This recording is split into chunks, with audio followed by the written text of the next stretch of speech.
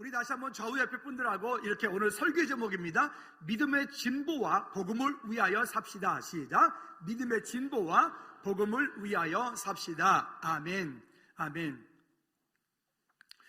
우리가 살아가는 동안에 때때로 고난이라고 하는 것들이 옵니다. 또 갈등이라고 하는 것들이 오고요. 때로는 나와 상관없이 내 삶 가운데 뭔가 부딪히는 것들이 오는 일들이 우리 삶 가운데 종종 있게 됩니다. 우리는 그럴 때마다 연약한 거로 하나님 저에게 왜 이렇게 하십니까? 왜 이렇게 하십니까? 라고 하나님을 향해서 원망하거나 불평하거나 할 때가 있습니다. 그런데 우리 삶 가운데 찾아오는 그런 고난이나 갈등이나 이와 같은 일들은 분명한 하나님의 계획과 거기에 뜻이 있다는 것을 우리가 발견하셔야 됩니다. 감나무가 이렇게 이제 지금처럼 이렇게 막 밭에다 재배하는 그런 시대가 아니라 집집마다 감나무가 하나씩 있을 때 이렇게 감나무를 있는데 근데 어느 순간인가 되어지면 감나무가 크게 자라고 그다음부터 감이 제대로 열리지 않은 때가 감나무가 온다고 그래. 나이가 들거나 등등 하면 그러면 그 집의 주인은 어떻게 하냐면 그 감나무에다가 소를 묶어놓고 소 이렇게 줄을 묶어놓는다는 얘기예요. 또 소가 없으면 그 강아지를 개줄을 묶어놓고 이렇게 합니다. 그러면 이 감나무에다가 소를 묶어놓으니까 소가 어떻게 할까요? 소의 특성을 아십니까? 걔는 자꾸 들이받습니다. 이렇게. 그러니까 또 걔가 또 힘이 세니까 자꾸 끌어당기죠. 그러니까 감나무가 가만히 있으면 얘가 아무 문제가 없는데 이게 어느 순간부터 열매가 맺히지 않고 좀 감이 좀 부실부실해지고 땡감이 자꾸 있고 그렇게 되면 그런 짐승을 묶어두면 이 짐승이 여기다 묶어놓은 것 때문에 얘가 자꾸 힘을 쓰니까 얘를 자꾸 흔들어. 그뿐만이 아니라 이 밧줄을 묶어놨기 때문에 뱅글뱅글 도니까 어느 한 부분이 껍데기가 다 까져버려요. 그뿐이겠어요? 소가 또 뿔로 감나무를 자꾸 들이받아. 그러면요 신기하게도 감나무는 이렇게 생각을 한답니다. 아, 이게 내가 좀 위기가 왔구나. 내가 좀 곧 저 소한테 밟혀 죽든지 어떻게 되겠구나.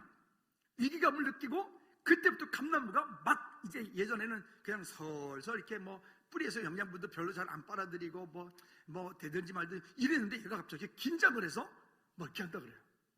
그래서 감이 열매를 안 맺히기 시작하면 그 집주인은 감나무에다가 소를 묶어놓는다 그래요. 그러면 신기하게도 그의 감이 잘 전처럼 토실토실 열린다고 합니다. 신기하지 않습니까? 고난이 내게 유익이라 이런 말을 짓죠.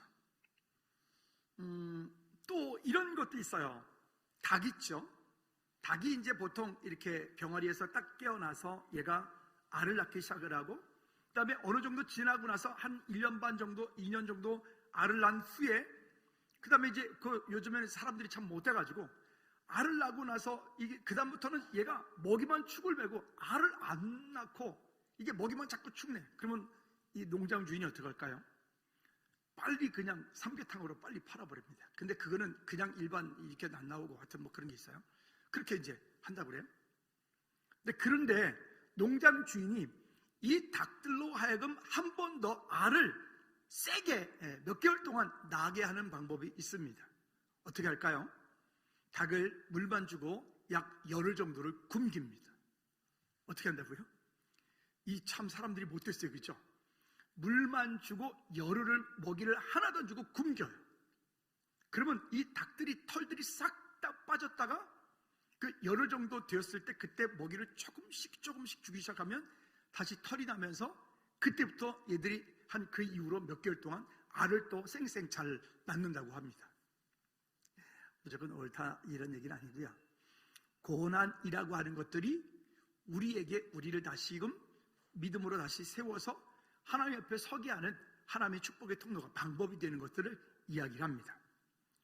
자, 우리가 이 땅에 사는 동안에 신앙생활에 있어서 두 가지 중요한 것들이 있습니다. 그 두 가지 중요한 것들이 첫째는 뭐냐면 하나님의 자녀로서 하나님과 동행하는 삶을 살아야 되는 거예요. 하나님을 알고 하나님을 사랑하고 행하는 것. 한번 읽어볼까요? 시작. 하나님의 자녀로서 하나님과 동행하는 삶. 근데 이 하나님과 동행하는 삶이라고 하는 것은 우리는 보통 종교인과 그리스도인은 다릅니다. 종교인은 내가 원하는 어떤 것을 얻기 위하여 우리는 교회를 다니는 거예요. 내가 원하는 무엇인가를 찾기 위하여 우리는 하나님 도와주세요, 하나님 이것 주세요 하는 거예요. 근데 그리스도인, 하나님의 자녀, 주의 백성들은 그런 사람들이 아니라 방금 여기서 지금 이야기하고 있는 것처럼 하나님의 자녀로서 하나님과 동행하는 삶, 즉 하나님을 더욱 알기 원합니다. 하나님을 더욱 사랑하기 원합니다.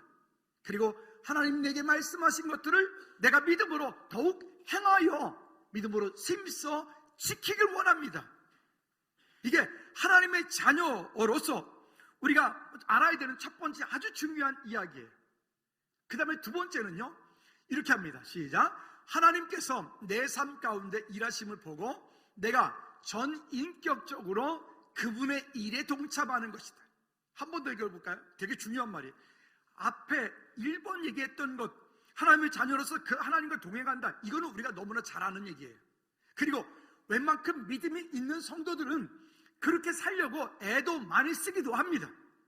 그런데 진짜 중요한 것은 우리의 삶 가운데 왜 열매가 나타나지 않느냐? 그 열매가 나타나지 않는 결정적인 이유는 지금 2번의 문제입니다. 같이 한번 다시 읽어볼까요? 시작. 하나님께서 내 삶 가운데 일하심을 보고 내가 전인격적으로 그분의 일에 동참하는 것이다. 누구의 일에 동참하는 거라고요? 하나님의 일에 내가 동참하는 겁니다. 하나님의 일에. 그러면 이게 하나님께서 내 삶 가운데 일하심을 본다, 무슨 얘기일까요? 하나님께서는 지난 한 주간 동안에도 여러분 삶 가운데, 여러분 주변에서, 여러분 직장에서, 여러분 만났던 그 누군가에서, 어떤 곳에서 하나님께서는 여러분들 그 가운데 일하고 계셨는데 혹시 여러분 느끼셨어요? 아멘입니까? 하나님께서 지난 한 주간 동안에 누군가의 만남을 통해서, 아니면 지난 한 주간 동안에 누군가의 교제 가운데, 지난 한 주간 동안에 여러분들이 당했던 어떤 사건, 어떤 일 가운데 하나님께서 여러분들에게 말씀하셨는데 여러분 느끼셨나요? 여러분 그것을 느끼셔야 돼요. 한번 따라합시다. 하나님께서는 지금도 내 삶 가운데 일하시고 계십니다. 믿으십니까? 우리는 이 부분을 놓쳐버리고 신앙생활을 하니까 하나님께서 내 삶 가운데 수없이 많은 일들을 하시고 있는데도 불구하고 우리는 그 일들을 놓쳐버리는 거예요. 관심이 없어. 그냥 차단시켜버리고 하나님께서 지금 어떤 사건을 통해서, 어떤 만남을 통해서, 어떤 일들을 통해서 내게 지금 말씀하고 계시는 거예요. 말씀하고 계시는데 그 말씀하고 계심에 대해서 내가 그냥 눈 닫고 귀 닫고 마음 닫고, 그러니까 아무것도 내게 들려지지 않아. 왜? 하나님과 동행하는 삶을 살고 싶지 않은 거예요. 지난 월요일 날에는 제 아주 사랑하는 친구 목사님들이 모여서 함께 교제를 했어요. 얘기하면서 여러 가지 은혜들이 있었어요. 너무 감사했어요. 근데 또 월요일 날 오후에 또 시찰 임원 목사님들이 뜬금없이 또 즐거운 교회 가지고 임원회를 하겠다네. 그 임원회를 자기들 교회에서 하면 되지 왜 꼭 여기까지 온대? 그 제가 하도 안 가니까 아마 나한테 협박하러 온 거죠. 그래서 점심 사라고 그래가지고 어떤 와서 목사님들, 또 화요일 날은 또 시찰 목사님들 임원회의 하면서 뭐 했어요? 교제하면서 어떤 마음들이 드러난다면, 하나님께서 일하시고 하나님께서 역사하신 것들에 관심이 있는 분이 있는가 하면 하나님께서 일하시고 역사하시는 것에 관심이 없는 분도 있어요. 목회자라도. 여러분, 오늘 우리 삶 가운데 일하시고 역사하시는 그 하나님의 일에 우리 정말 무한한 그런 아주 그냥 엄청난 관심이 우리 거기에 있기를 주님의 이름으로 꼭 부탁을 드립니다. 한번 따라합시다. 하나님, 제가 하나님 하시는 그 일에 예민하게 반응하기 원합니다. 근데 여러분, 이 할 때는 중요한 것은 분별을 잘 하셔야 돼요. 분별. 혹시 사단이가 우리를 미혹해서 넘어뜨린 것을 하나님의 일이라고 착각하시면 안 돼요. 그러면 하나님의 음성 듣는 네 가지도 말씀드렸죠. 첫째 뭐라고요? 말씀, 그 다음에요 기도, 그리고요 환경, 그리고요 교회를 통해서.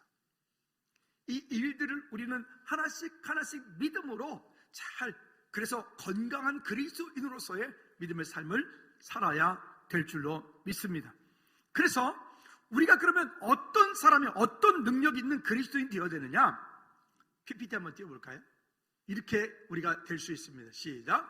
하나님의 목적에 방향을 맞추고 사는 성도의 삶이 능력이 있는 삶이다. 한 번 더 시작. 하나님의 목적에 방향을 맞추고 사는 성도의 삶이 능력 있는 삶이다. 믿으십니까? 내 목적이 아니고요. 물론 우리의 삶 가운데 우리의 삶 가운데 이런저런 것들이 있지요. 그게 없다는 말씀이 아니라 있지요. 있는데 사실은 우리 삶 가운데 필요로 한 그 모든 것들은 누가 잘 아실까요? 하나님께서 너무 잘 아시기 때문에. 그래서 우리는 조금 수준 낮은 그리스도인이 아니라 조금 수준 높은 그리스도인으로서 내 일은 이렇게 있지만 내가 먼저 그 내 일에 신경 쓰고 있는 것이 아니라 하나님의 일, 하나님이 하시는 그 일, 아버지 마음이 있는 그곳에 내 마음이 있을 때 내 일은, 그래서 누가 그런 얘기 했더라고요. 나는 그분의 일을 하고 그분은 나의 일을 하신다. 그러더라고요. 그 말이 참 맞다. 나는 그분의 일을 하고 그분은 나의 일을 하신다. 한번 해볼까요? 시작. 나는 그분의 일을 하고 그분은 나의 일을 하신다. 믿으십니까? 여러분, 그런 우리 안에서 좀 하나님을 향한 믿음의 고백들로 나갈 때 다른 고백이 우리 가운데, 세상 가운데 구별되어진 저와 여러분들 되어지기를 주님의 이름으로 축복합니다. 오늘 제가 서론에 말씀드린 이 이야기가 바울의 전체 이야기 요약입니다. 첫 번째, 나의 당한 일이 복음의 진보가 되게 하라라고 하는 것입니다. 우리는 어떤 환경을 당할 때 환경에 흔들립니다. 또 어떤 문제를 당하면 시험이 듭니다. 또 어떤 일들을 맞으면 그 일에 대한 원인들을 너 때문에, 누구 때문에, 무엇 때문에 라고 합니다. 그런데 방금 제가 서론에서 말씀드렸던 것처럼 그렇게 하면 해답이 없어요. 그렇게 하면 해답이 없어. 아니, 그 문제가 사실일지라도 그렇게 하면 해답이 없다고요. 왜? 하나님은 우리 삶 가운데 실수하시는 분이 아니시기 때문에 그래요. 아멘. 우리는 하나님을 전적으로 신뢰합니다. 믿으십니까? 한 번 더. 우리는 하나님을 전적으로 신뢰합니다. 하나님께서 내 삶 가운데 있는 크고 작은 많은 갈등들을 우리에게 그냥 허락하신 것이 아니라 그 일, 누군가가 나를 힘들게 하는 원인 제공자가 있을 때 그 원인 제공자를 통하여 하나님께서는 지금 내게 말씀하고 계신다라고 하면, 그러면 그 이야기가 달라지는 거야. 우리 왜 많이 하는 말로 꿈보다 뭐가 좋아야 된다. 그렇죠? 원인을 외적인 데서 찾지 말고 원인을 자기 자신에게서 찾아 하나님 앞에 우리가 다시 한번 방향 맞추는 우리 모두가 되어지기를 주님의 이름으로 꼭 부탁을 드립니다. 자, 그러니까 그 사실을 알고 있으니까 바울은 지금 감옥에 들어가 있고 그 감옥에서 폭행을 당하고 그 감옥에서 죽음의 위기 가운데 내몰리고, 심지어 바울이 1차, 2차, 3차 전도 여행을 할 때 죽은 줄 알고 상 밖에다 내다 버려. 아니, 내다 버렸으면 저 같으면 그냥 거기 왼수 같아서라도 난 그 성에 안 들어가겠네. 근데 바울은 다시 어떻게 해요? 또 다시 툴툴 털고 일어나가지고 그 성을 또 다시 들어가. 이런 좀비 같은 그런 사람들을 그러죠. 죽은 줄 알았는데 또 일어나고 이런 거 있잖아요. 결국 하나님께서 그를 통하여 하시는 일들이 있어요. 바울이 위대해서가 아니에요. 바울이 위대해서가 아니라 바울을 통하여 일하시고 역사하시는, 바울이 바라보고 있는 그 진정한 복음의 능력, 바울이 바라보고 있는 자기가 누구인지에 대한 그 하나님 앞에 믿음의 고백, 이것이 바울로 하여금 이 모든 일들을 감당하게 만들어요. 하나님의 자녀 되어진 그 신분과 권세라고 하는 놀라운 능력을 가지고 내가 누구인지, 그래서 환경이 흔들리지 않는 거예요. 근데 우리는 참 연약해서 환경에 많이 흔들리죠. 이런저런 일 때문에 많이 갈등하죠. 정상인데, 근데 그것이 날마다 계속 습관적으로 되어지면 안 되고, 이제는 우리 그런 환경과 그런 갈등에서부터 우리는 좀 더 그럴 때마다 견고해지고, 그럴 때마다 훈련되어지고, 그럴 때마다 하나님을 향한 믿음의 고백으로 아름답게 세움바 되어지는 저와 여러분들 되어지기를 주님으로 축복합니다. 그래서 우리가 잘 아는 바울이 고백했던 멋진 고백들이 있습니다. 사도행전 20장 24절 말씀에 보면 이렇게 말씀합니다. 내가 달려갈 길과 주 예수께 받은 사명 곧 하나님의 은혜의 복음을 증언하는 일을 마치려 하면은 나의 생명조차 조금도 귀한 것으로 여기지 아니하노라. 아멘. 그래요. 우리가 이런 고백은 할 수 없을지라도, 이런 고백까지는 우리의 믿음이 너무 연약해서 쉽지 않을지라도, 그래, 내 삶의 목적은 하나님의 영광을 위한 것이다 라고, 내가 비록 넘어지고 내가 비록 이 땅 가운데 좀 때로는 실수할지라도 하나님의 믿음의 고백으로 나를 통하여 이 땅 가운데 하나님 나라가 조금이라도 확장되어 간다면 난 그것으로 만족하겠다 라고 하는 믿음의 고백들이 우리 가운데 있기를 주님이 놓고 부탁을 드립니다. 그뿐이 아닙니다. 12절과 13절 말씀에 보면 바울이 그 감옥에 갇힌 그것 때문에 형제들아 내가 당한 일이 도리어 복음 전파의 진전이 될 줄을 너희가 알기를 원하노라. 바울이 감옥에 갇힌 그것 때문에 오히려 복음이 더욱 진전이 되어지고, 바울이 그 감옥에 갇혀서 투옥돼서 그 가운데 고통받는 그것 때문에 오히려 그 빌립보 교회 성도들이 더욱 단합이 되어지고 더욱 함께 기도하는 일들이, 우리나라의 6.25 전쟁 이후에 또 일제시대 때에 믿음을 지키며 그 당시에 한국교회가 참 많이 부흥을 하고 성장했던 때가 있었습니다. 그때는 지금과 같이 이렇게 편한 때가 아닙니다. 그때는 믿음 지키는 것 자체도 힘들었고, 그때는 예수 믿는 것 자체가 그냥 예수 믿는 이유 때문에 그냥 침뱉음을 당하고 뺨을 맞고 뭐 이런 때였습니다. 근데 우리가 아는 것처럼 그 당시에 많은 목회자들이 예수 믿는 것 때문에, 신사참배하지 않는 것 때문에 감옥에 갇히고, 그곳에서 이유 없이 그렇게 못 위를 걸어가야 됐고 불 위를 걸어가야 됐고 뭐 등등 갖은 고문을 당하고 고통을 당하고 그랬던 일들이 많았죠. 뭐 주기철 목사님, 뭐 등등, 우리 손양원 목사님, 뭐 이기풍 목사님, 이런 분들 다. 근데 이분들이 그 감옥에 갇힌 그것으로 인하여서 북한에 있었던 그 산정현 교회 성도들은 한국 교회 역사에 남는 믿음의 사람들이 되었어요. 그 북한에 있던 산정현 교회가 이제 6.25 전쟁 이후에 내려와서 서초동에 산정현 교회가, 그 교회가 그렇게 내려와서 여기도 산정현 교회라고 그 뿌리를 가지고 있어요. 여러분, 이런 믿음의 고통이라고 하는 것들은 때로 우리로 하여금 우리를 힘들게 만들기도 하지만, 그러나 그 고난이라고 하는 것은 우리를 더욱 견고하게 세우시는 하나님의 방법이다.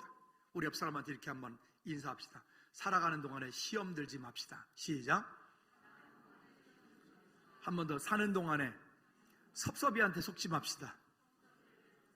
섭섭이 뭔지 알죠? 아유, 목사님 그것도 몰라주고 내가 이렇게 했는데 제가 좀 둔해요. 그러니까 여러분 죄송합니다. 저를 용서해 주세요. 그러니까 그것도 모르고 말이지. 내가 이렇게 했는데 그것도 모르고. 그러니까 제가 참 둔하다고요. 여기 저를 오랫동안 가장 오래 지켜보신 분이 최욱순 권사님이고, 두 번째 오래 지켜본 분이 여기 송은주 권사님이고 이러신데, 권사님 제가 그래요, 그죠? 원래 그래요. 뭐 그런다니까요. 그죠, 권사님? 우리 청년 때부터 제가 유년부 1, 2, 3학년 유년부 전도사할 때 그때 우리 은주 선생님이었거든요. 그때 이렇게 얘기한, 얼마나 이 권사님이 시험 많이 들었을까. 제가 가만히 생각해 보면 진짜 여기 같이 있어준 거 보면 내가 은혜다 진짜. 아유, 나 같으면 벌써 그냥 때려치고 가버렸어 그냥. 권사님 안 그러세요? 그렇죠? 아유, 옛날 생각하면 아유 이렇지 않습니까? 그러니까 여러분, 우리가 다 그래요. 여러분, 다시 복음 때문에 그리스도 안에서 하나로 함께 하나님의 영광을 위해서 쓰임받는 우리 모두가 된 줄로 믿습니다. 그뿐이겠습니까? 그것으로 인하여서 그 성도들이 어떻게 되었는가? 14절 말씀에 보면요, 이렇게 말씀합니다. 시작.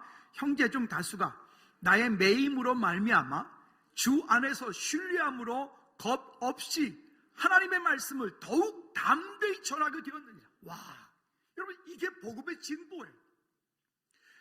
바울이 지금 감옥에 갇혀서 거기서 고통, 고난 가운데 있는데, 그 고난 가운데 있는 그 일 때문에 빌립보 교회는 사실은 풍성한 교회예요. 빌립보라고 하는 지역 자체가 뭐랄까요, 지금의 우리 여기 서울 같은 그런 풍성함들이 있는, 요즘 우리 때와 같은 그런 풍성함들이 있는 그런 곳이에요. 그 변화를 싫어했어요. 변화를 두려워했던 사람들이에요. 근데 그 빌립보 교회 성도들이 바울이 감옥에 갇힌 그 일로 인하여서 오히려 이것으로 인하여서 주 안에서 신뢰함으로 겁없이 하나님의 말씀을 더욱 담대히 전했다. 여러분, 오늘 우리 안에 가지고 있는 문제가, 내 삶의 갈등이 복음의 진보가 되는 은혜가 있기를 주님의 이름으로 축복합니다. 그러니까 시험은 다 나쁜 건 아니에요. 아까 제가 서두에 그 감나무 말씀드렸잖아요. 그런 것처럼 우리 삶 가운데 오는 그런 시험들, 그런 갈등들, 이것들이 그냥 그 시험 속에 있으면 이것이 나를 자꾸 짓눌러, 나를 자꾸 힘들게 만들어. 근데 그 시험 속에 있지 않고 그것이 내 삶 가운데 복음의 진보가 되게 하면 이것은 내 삶 가운데 능력이 되어져요. 여러분, 우리 안에 더욱더 성숙한 믿음의 사람들이 우리 모두가 되어지기를 주님의 이름으로 꼭 부탁을 드립니다. 아멘. 그러니까 더욱 담대히 전하게 되었느니라. 그 성도들이 그 바울의 시험으로 인해서, 그 갈등으로 인해서 더욱 담대하게 전하게 되었다. 여러분, 이게 하나님의 은혜인 것이죠. 고난과 시험이 없는 영광은 오래가지 못한다. 그래서 성도는 고난과 시험을 두려워하지 않는 것입니다. 따라합시다. 고난과 시험을 나는 두려워하지 않는다. 두 번째는요, 우리도 바울의 마음처럼 살자라고 하는 거예요. 사실 바울의 마음처럼 산다는 거 우리는 감히 상상조차 할 수 없는 일이에요. 바울이 행했던 그 놀라운 일들을 우리가 어떻게 다 하겠어요? 감당할 수 있는 일들이 아니죠. 그러나 우리 마음 가운데 이제는 그렇게 우리의 마음을, 우리 안에 하나님 그 아버지 마음을 품고 내가 속한 곳에서부터 하나님의 아름다운 일들을 위하여 가는 거예요.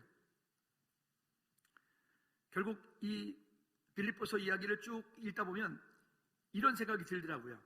바울은 이런 고백을 하는 것 같아요. 한번 따라 볼까요?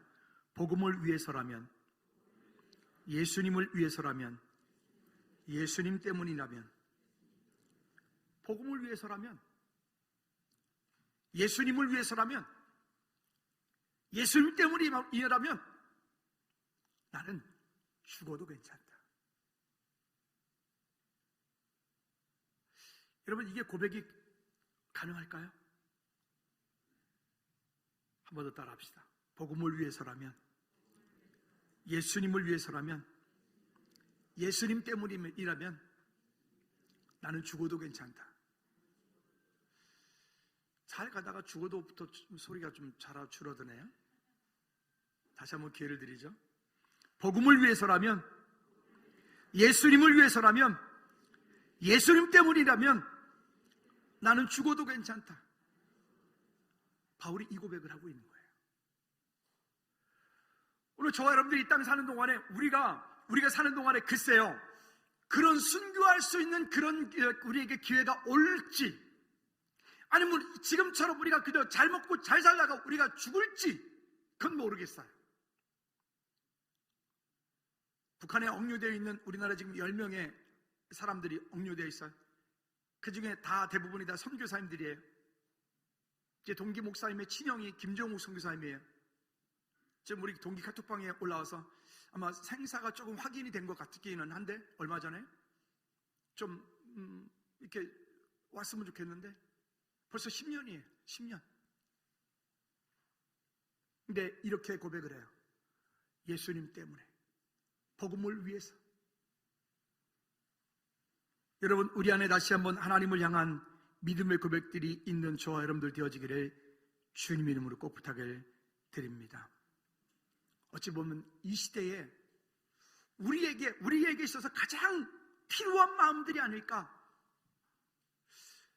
여러분들은 어떻게 생각하는지 모르겠는데 우리나라가 지금 얼마나, 나라가 아니라 우리 개인들, 우리나라도 물론 어렵고 힘든 분들도 많이 있어요. 그렇지만 평균적으로 볼 때 우리나라 한국 사람들이 전 세계적으로 볼 때 우리가 지금 누리고 살고 있는 이것이 얼마나 대단한지 아십니까?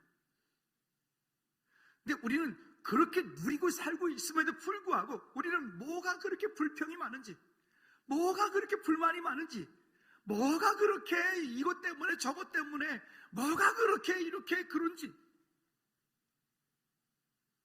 여러분, 사람이 얼마만큼 우리 삶 가운데 공급되어지면 우리는 나는 이만큼이 됐어 이럴까요? 왜 바울은 바울 서신을 통해서 나는 스스로 자족하는 마음을 갖겠다라고 하는 마음을 왜 자꾸 고백을 할까요?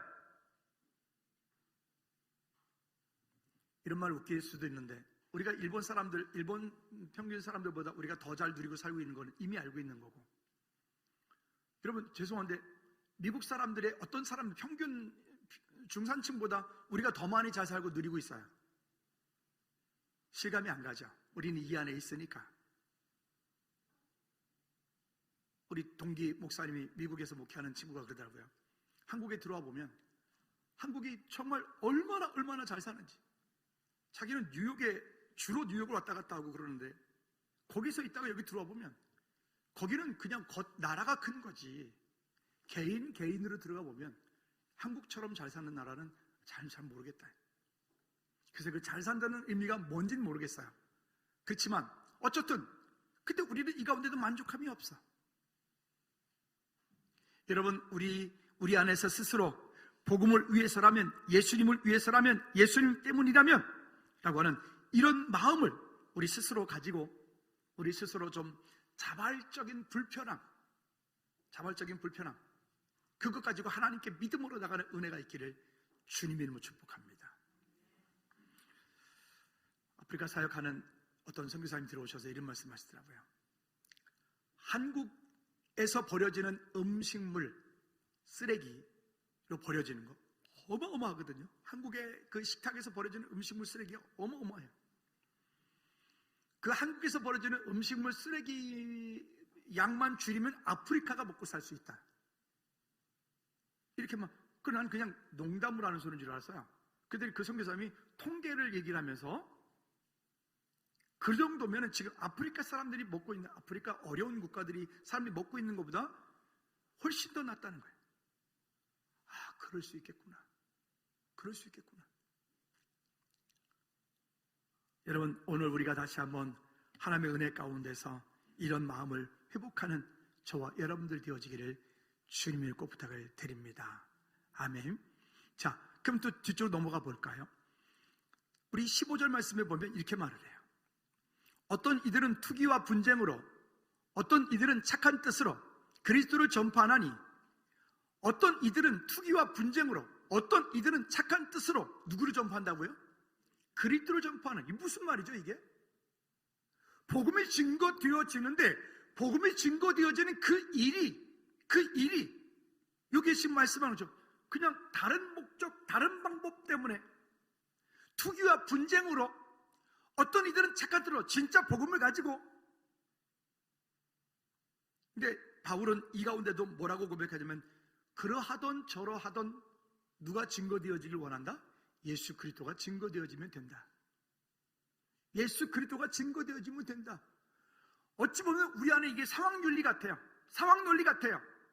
그렇지만 바울이 그 마음 중심이 어떠한가가, 이것이 잘못 이해가 되어지면 그러면 목적을 위해서는 수단과 방법 다 괜찮단 말이냐? 아니, 그런 얘기는 아니에요.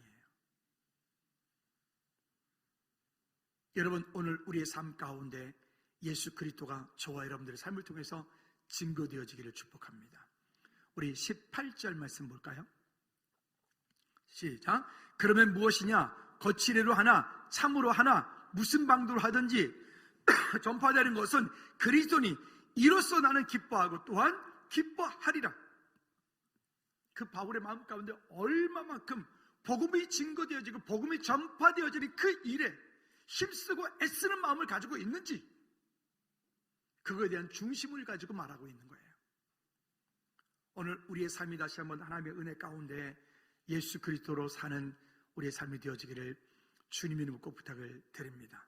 21절 말씀에도 볼까요? 21절에 이렇게 말합니다. 시작. 이는 내게 사는 것이 그리스도니 죽는 것도 유익함이라. 즉 그리스도인이 그리스도와 연합하여 하나가 되었음을 이야기하고 있어요. 내게 있어서 살든지 죽든지 그리스도가 존귀 되어지고 그리스도 주의 이름을 높임과 되어진다면 나는 그 모든 것들이 유익하다.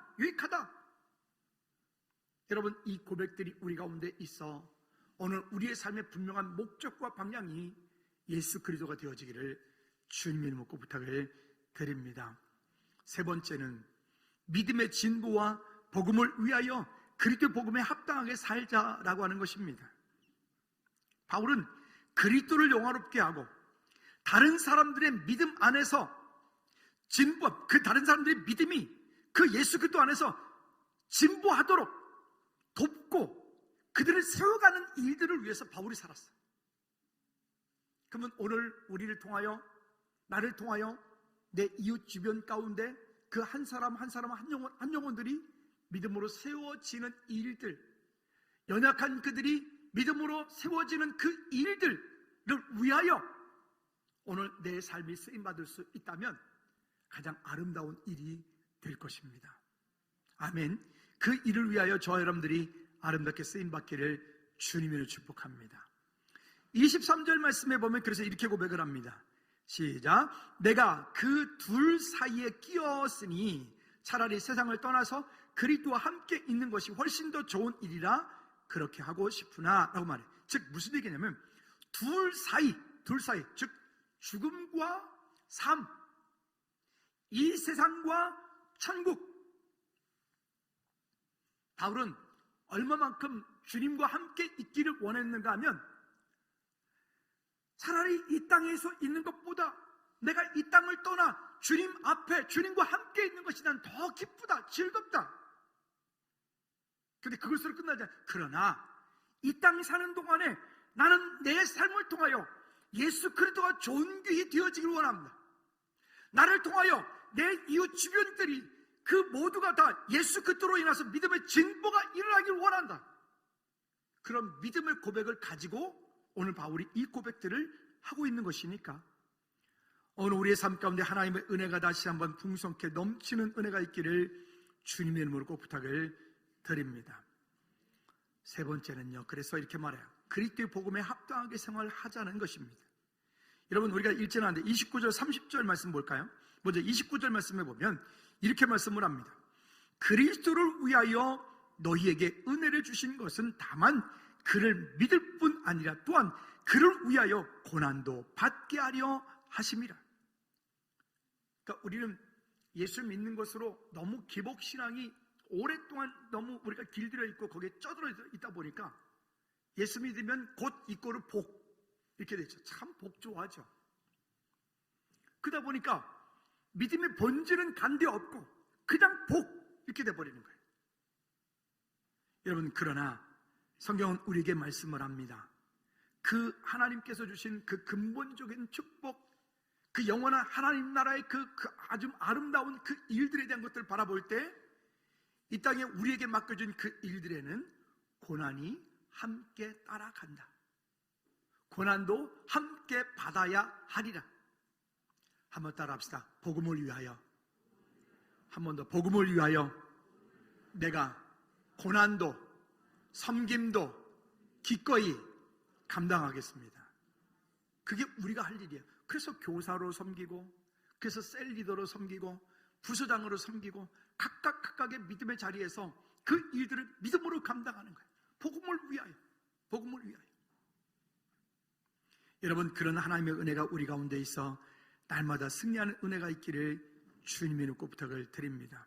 그래서 권리와 의무라고 하는 것이 있죠. 우리는 종종 보면 권리는 주장을 하는데, 근데 그 권리를 주장하기 위해서 우리가 먼저 해야 될 게 있어요. 내가 감당해야 되는 의무가 있어요. 의무. 권리와 의무는 따로 오는 게 아니라 함께 움직여지는 거예요. 권리가 있으면 의무를 감당해야 돼. 어느 회의든 공동체든 가보면 그 공동체 가운데서 뭐가 막 이렇게 하면 그 권리를 그분이 담당하지 않으면 그분에게 기회를 주지 않아요.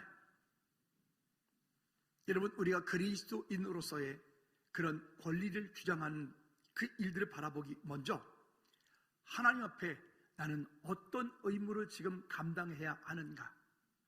하나님 앞에 내가 지금 감당해야 되는 의무는 무엇인가? 한번 돌이켜보아 믿음으로 승리하는 저와 여러분들 되어지기를 주님의 이름으로 꼭 부탁을 드립니다. 말씀의 결론을 맺습니다. 다시 한번 따라합시다. 복음을 위해서라면, 예수님을 위해서라면, 예수님 때문이라면, 아멘. 우리 그런 마음이 지금 우리에게 필요한 마음입니다. 복음을 위해서라면, 예수님을 위해서라면, 예수님 때문이라면 내가 기꺼이 내가 그렇게 섬기겠다. 내가 그렇게 희생하겠다. 내가 그렇게 기꺼이 그 자리 가운데 믿음으로 서겠다. 똑같은 말을 하더라도 상처 주는 말 그렇게 하지 말고 섬기는 말, 세워주는 말, 사랑하는 말, 그렇죠? 내가 좀 잘 안다 해서 연약한 분들을 이렇게 막 다구치고 그것도 못해 이렇게 하는 게 아니라 그렇게 되어줄 수 있는, 조금 기다려줄 수 있는 좀 여유로운 마음들, 쉽지 않아요. 그렇지만 그렇게 되어질 때 복음을 위해서, 예수 그리스도를 위해서, 예수님 때문에 이 마음을 가지고 있으면 우리 공동체가 더욱 아름다운 공동체가 될 줄로 믿습니다. 이 시간 우리 다 같이 한번 통솔 한번 기도하실 때, 하나님 정말 복음의 믿음의 진보와 복음을 위하여서, 방금 우리가 말씀드렸던 것처럼 복음을 위해서라면, 예수님을 위해서라면, 예수님 때문이라면 기꺼이 하나님 제가 섬기겠습니다. 기꺼이 하나님 제가 헌신하고 수고하겠습니다. 복음을 위해서라면 기꺼이 하나님 내가 그 길을 믿음으로 가겠습니다라고 우리 한번 다 같이 한번 통솔로 기도하겠습니다. 하나님 아버지, 우리가 이 땅 사는 동안에 복음을 위해서, 아버지 하나님 예수 그리스도를 위해서, 하나님 이 땅 사는 동안에 예수 그리스도를 위한 일이라면, 예수님 때문이라면 내가 기꺼이 그 자리 가운데 서서 하나님의 영광을 위하여 믿음으로 쓰임받으며 주께 영광 돌리는 믿음의 삶이 되어줄 수 있도록, 복음의 진보가 되어줄 수 있도록 주님 우리를 사용해 주시옵소서. 주님의 영광을 위해서 주님이 쓰임받게 도와 주시옵소서. 하나님 아버지 감사드립니다. 우리 각 사람 가운데 맡겨준 귀한 시간, 삶, 달란트, 환경들을 통하여 하나님 우리가 정말 복음을 위해서라면, 예수님을 위해서라면, 예수님 때문이라면 이런 마음을 가지고 우리 이웃 주변 환경, 직장 속에, 환경 속에 하나님 서로 믿음으로 섬기는 우리 모든 죄를 되게 도와 주시옵소서. 환경에 흔들리지 않고 그 환경 가운데 일하시고 역사하시는 주님의 놀라운 은혜를 경험함으로 그곳이 기쁨이 되고 감사가 되고 찬양이 되고 능력이 되는 은혜가 있게 하옵소서. 예수 그리스도 이름으로 기도하옵나이다. 아멘. 아멘. 모두 일어나셔서 주도문 잘 마칩니다. 우리 두 손 높이 들고 찬양합시다.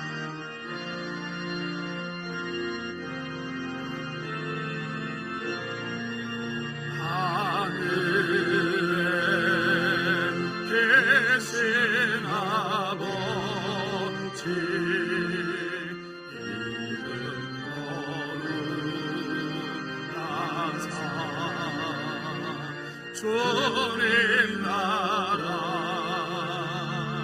행하시고 뜻을 이루어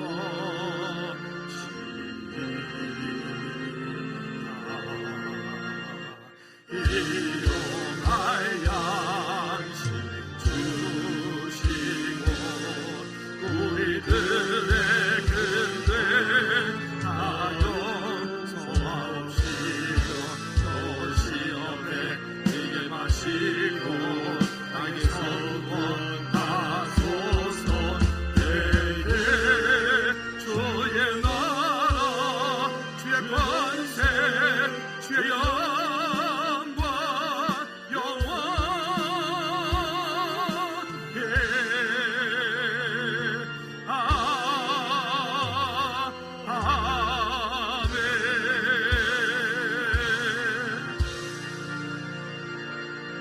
이제는 우리 주 예수 그리스도의 은혜와 우리 하나님 아버지 크고 무한 그친 사랑의 역사심과 성령 내 주인도 같은 충만하심이 이제 복음 때문이라면, 예수님 때문이라면, 예수 그리스도가 증거되어지기 위한 일이라면 내가 어디에서 무엇하든 어떤 자리에 있던 그곳을 섬기고 그곳에 그리스도의 사랑이 하나님 나라 확장되어가기 원하는, 쓰임받기 원하는 우리 모든 죄를 머리 위에, 저들 가정과 사업장과 일터 환경 위에, 우리 교회 위에, 나라 민족 위에 이제로부터 주의 은혜가 영원토록 항상 함께 있을지어다.